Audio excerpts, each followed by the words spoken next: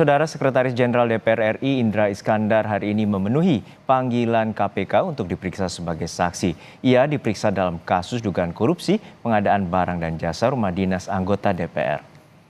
Indra tiba di Gedung Merah Putih KPK pukul 9 pagi waktu Indonesia Barat. Sebelumnya Indra tidak hadir pada pemeriksaan yang dijadwalkan penyidik KPK pada pekan lalu.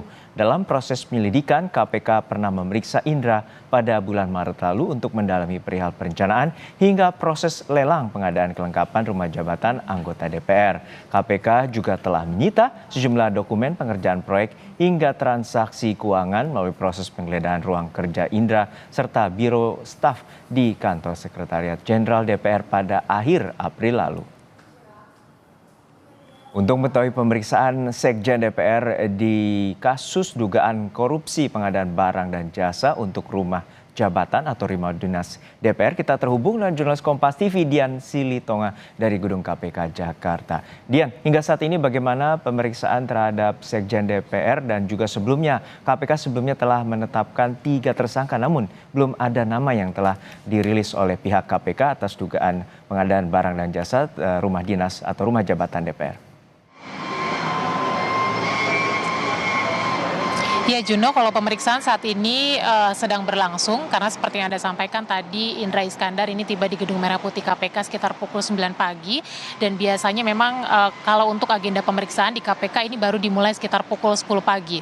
Artinya memang pemeriksaan terhadap Indra ini kurang lebih sudah berlangsung sekitar 1 jam. Hari ini merupakan pemeriksaan perdana Sekjen DPR Indra Iskandar dalam kapasitasnya sebagai saksi untuk kasus dugaan korupsi proyek pengadaan barang dan jasa atau dugaan korupsi proyek perlengkapan sarana rumah jabatan anggota DPR tahun anggaran 2020. Nah, tentu saja pemeriksaan Indra Iskandar hari ini diperlukan untuk mengonfirmasi beberapa temuan KPK selama proses penyidikan. Misalnya adalah mengonfirmasi terkait dengan dokumen pengerjaan proyek, kemudian juga bukti transfer keuangan yang ditemukan oleh penyidik KPK dari hasil penggeledahan yang dilakukan di kantor Sekretariat Jenderal DPR pada April lalu. Kemudian juga tentu untuk kembali mendalami tahapan atau mekanisme mulai dari proses perencanaan hingga proses lelang barang dan jasa di DPR. Kemudian juga karena KPK dalam kasus ini menduga ada penggelembungan anggaran dan juga unsur melawan hukum yang dilakukan oleh perusahaan yang menjadi pelaksana proyek, maka tentu saja pemeriksaan Indra Iskandar ini juga untuk mengonfirmasi jika ada aliran dana yang kemudian diterima oleh para pihak yang sudah ditetapkan sebagai tersangka oleh KPK dalam kasus ini.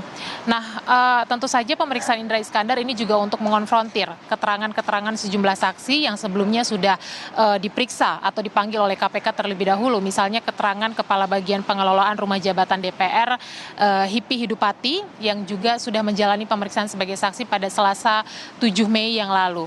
Seperti yang kita ketahui bahwa memang proyek pengadaan kelengkapan sarana rumah jabatan anggota DPR tahun anggaran 2020 ini diduga dikorupsi yang nilai proyeknya dihitung mencapai 120 miliar rupiah, Juno, yang meliputi pengadaan kelengkapan sarana rumah jabatan anggota DPR di Ulu Jami dengan harga perkiraan senilai 10 miliar rupiah, kemudian juga di Kalibata Blok A dan B ini dengan harga perkiraan 39 miliar rupiah.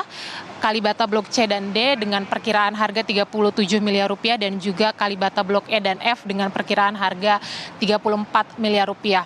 Dan kemudian juga proyek ini ditaksir merugikan negara mencapai puluhan miliar rupiah. Terkait dengan nama-nama tersangka, memang sampai dengan saat ini belum diumumkan secara resmi oleh KPK, tetapi kalau kita memperhatikan kebiasaan KPK, ini salah satu yang menonjol adalah dalam proses penyidikan saat ini, KPK sudah melakukan pencekalan atau pencegahan bepergian ke luar negeri terhadap beberapa pihak termasuk Sekjen DPR Indra Iskandar. Nah, biasanya KPK saat melakukan pencekalan atau mencegah bepergian ke luar negeri ini dilakukan kepada pihak-pihak yang memang sudah ditetapkan sebagai tersangka.